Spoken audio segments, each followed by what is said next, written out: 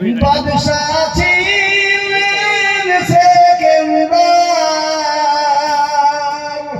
উজিরকে ডাকিয়া কহেন সমাচার, শোনো শোনো ও উজির মেরি বাত, কাপড়ের বাহিরে রেখো আমার দুটি হাত।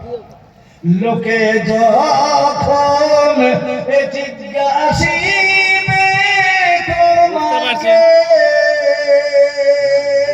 ভালো করে বুঝিয়ে বলো তাদেরকে,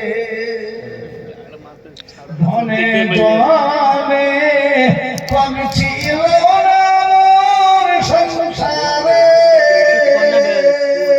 সব ছেড়ে আজ খালি হাতে যাই কবরে।